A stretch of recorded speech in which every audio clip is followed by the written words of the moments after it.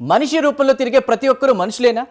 ఒకరి కష్టాన్ని చూసి చేయూత ఇవ్వాల్సిన చేతులు అదే కష్టాన్ని ఉచ్చుగా మార్చుకుంటే, పొట్టకుటి కోసం ఇంటి నుంచి బయటకు వచ్చిన ఓ వృద్ధురాలు మరుసటి రోజు ఉదయం వరకు చీకటి బావిలో ప్రాణాలతో పోరాడాల్సి వస్తుందని ఒక్క క్షణం కూడా ఊహించలేదు. ఆమెకు కూలీ పని చూపిస్తానన్నటువంటి మాట నిజానికి మరణం వైపు వేసిన మొదటి అడుగు. నమ్మకం ద్రోహంగా మారింది. చేయూత ఇవ్వాల్సినటువంటి చెయ్యి ప్రాణాలు తీసే దారిలో నెట్టింది. అయినా చివరి క్షణం వరకు ధైర్యం కోల్పోని ఆ మహిళ చావును కూడా ఎదురించి నిలబడింది. ఒకవైపు కర్కశమైన నేరస్తుడి పథకం, మరోవైపు బతకాలనే ఓ వృద్ధురాలి పట్టుదల. ఈ రెండింటి మధ్య జరిగినటువంటి ఉత్కంఠభరితమైన పోరాటం, కడుపు నింపుకోవడానికి వెళ్ళిన ప్రయాణం చివరకు ప్రాణాలు కాపాడుకోవాల్సిన యుద్ధంగా ఎలా మారింది? అసలు కూలి పేరుతో ఆమెను తీసుకెళ్లిన వ్యక్తి ఎవరు?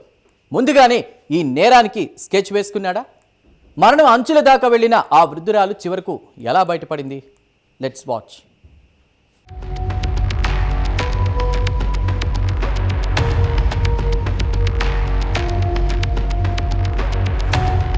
కరీంనగర్ జిల్లా కిసాన్ నగర్లో దారుణ ఘటన జరిగింది.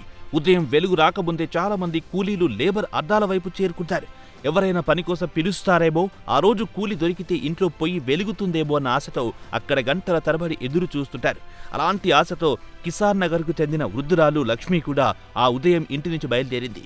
కొడుకు బైక్పై ఆమెను లేబర్ అడ్డా వద్ద దింపాడు. పని దొరికితే సాయంత్రానికి వస్తాను అన్న తల్లి మాటలు విని కుమారుడు తన పనికి వెళ్లిపోయాడు. కానీ ఆ రోజు సాయంత్రం వరకు ఆ తల్లి తిరిగి రాలేదు. కొద్దిసేపటికి అక్కడికో వ్యక్తి వచ్చాడు.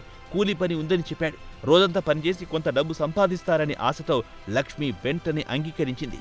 ఆమెకు అతను కొత్త వ్యక్తే, కానీ కూలీ ప్రపంచంలో ఇలాంటి పరిచయాలు కొత్తవి కావు. పని చెప్పినవాడు నమ్మి వెళ్లడమే వారి జీవితం. అదే నమ్మకాన్ని ఆ వ్యక్తి తన ఆయుధంగా మార్చుకున్నాడని అప్పటికీ ఆమెకు తెలియదు.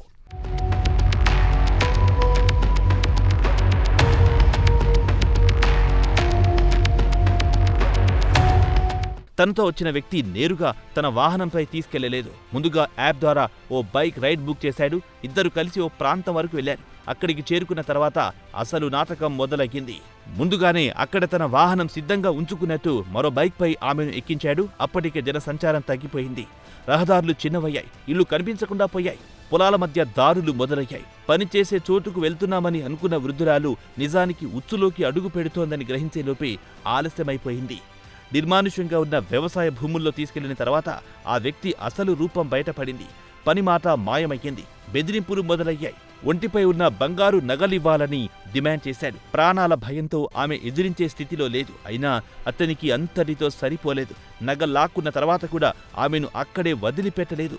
తన నేరానికి సాక్ష్యం ఉండకూడదనుకున్నాడో, లేక తనను ఎవ్వరు గుర్తించకూడదని భావించాడో ఆమెను సమీపంలోని వ్యవసాయ బావిలోకి తోసేశాడు.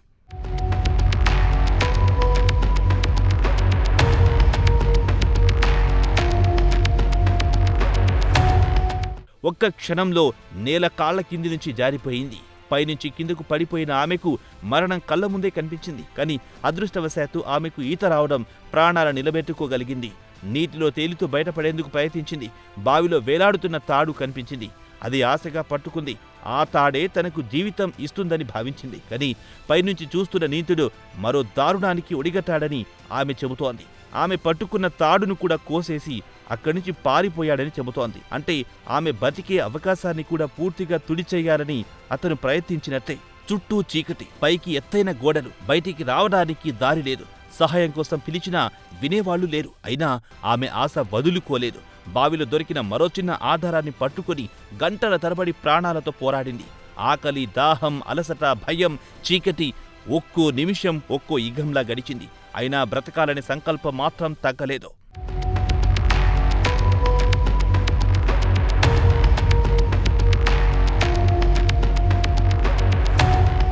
ఇదిలా ఉండగా ఇంట్లో ఆందోళన మొదలయ్యింది. సాయంత్రం తల్లి ఇంటికి చేరాల్సింది. కానీ ఫోన్ లిఫ్ట్ చేయడం లేదు. ఎక్కడికెళ్ళిందో తెలియడం లేదు. చివరికి కుమారుడు పోలీసులను ఆశ్రయించాడు. తన తల్లి కనిపించడం లేదని ఫిర్యాదు చేశాడు.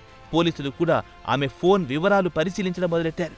చివరిసారిగా ఫోన్ సిగ్నల్ నమోదైన ప్రాంతాన్ని గుర్తించే ప్రయత్నం చేశారు. కానీ అప్పటికే లక్ష్మి ప్రాణం కోసం బావిలో పోరాడుతూనే ఉంది. రాత్రంతా గడిచిపోయింది.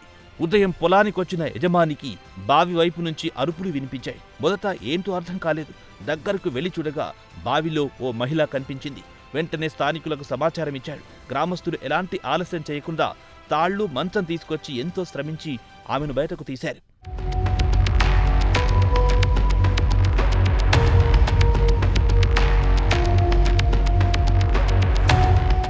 ఆమెను చూసిన కుటుంబ సభ్యుల ఆనందానికి అవధులు లేకపోయాయి. రాత్రంతా ఎక్కడుందో తెలియక ఆందోళనలో గడిపిన కుమారుడికి తల్లి బ్రతికే ఉందన్న వార్త కన్నీళ్లు తెప్పించింది. కానీ ఆ ఆనందం వెనక ఓ ప్రశ్న మాత్రం అలాగే మిగిలిపోయింది. పని పేరుతో తీసుకెళ్లిన వ్యక్తి ఎవరు? అతను ముందుగానే ఈ పథకం వేసుకున్నాడా, లేక అవకాశం చూసి నేరానికి పాల్పడ్డాడా? దర్యాప్తు ప్రారంభించిన పోలీసులు ఒక్కో ఆధారాన్ని జాగ్రత్తగా పరిశీలిస్తున్నారు. నిందితుడు యాప్ ద్వారా బైక్ రైడ్ బుక్ చేసిన విషయం దర్యాప్తులో కీలకంగా మారింది. ఆ బుకింగ్ వివరాలు, ప్రయాణ సమయం, ఎక్కిన ప్రదేశం, దిగిన ప్రదేశం ఇవన్నీ ఇప్పుడు అతని జాడ కనిపెట్టే అవకాశాలను పెంచుతున్నాయి. అలాగే లేబర్ అడ్డా నుంచి మధ్యలో ప్రయాణించిన మార్గంలో ఉన్న సీసీ కెమెరాల దృశ్యాలు కూడా కీలక ఆధారాలుగా మారే అవకాశం ఉంది. దర్యాప్తు అధికారులను ఎక్కువగా ఆలోచింపజేస్తున్న అంశం మాత్రం మరోతి. ఒక దశ వరకు యాప్ బైక్ను ఉపయోగించిన నిందితుడు తర్వాత ఎందుకు తన వాహనంపై ఆమెను తీసుకెళ్లాడు? పని చూపించాలన్న ఉద్దేశం నిజంగానే ఉంటే నేరుగా అక్కడికే వెళ్లొచ్చు. కానీ మధ్యలో వాహనం మార్చడం, నిర్మానుష్య ప్రాంతానికి తీసుకెళ్లడం అన్నీ ముందుగానే వేసుకున్న ప్రణాళికలో భాగమేనా అన్న కోణంలో విచారణ కొనసాగుతోంది.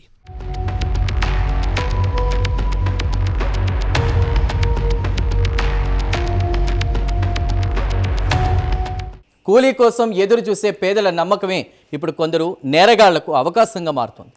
పని చూపిస్తానని ఒక్క మాట ఎంత పెద్ద ప్రమాదానికి దారితీస్తుందో ఈ సంఘటన చూపించింది. ముఖ్యంగా ఒంటరిగా వెళ్లే మహిళలు, వృద్ధులు మరింత అప్రమత్తంగా ఉండాల్సిన పరిస్థితి ఏర్పడింది. అయితే ఈ ఘటనలో మరో కోణం కూడా ఉంది. చీకటి బావిలో గంటల తరబడి ప్రాణాలతో పోరాడిన ఆ వృద్ధురాలు మనిషి సంకల్పానికి నిలువెత్తు నిదర్శనం. శరీరం అలసిపోయినా మనసు ఓడిపోలేదు. బయటపడాలనే ఆశను చివరి క్షణం వరకు వదలలేదు. ఆ ధైర్యమే ఆమెను బతికించింది.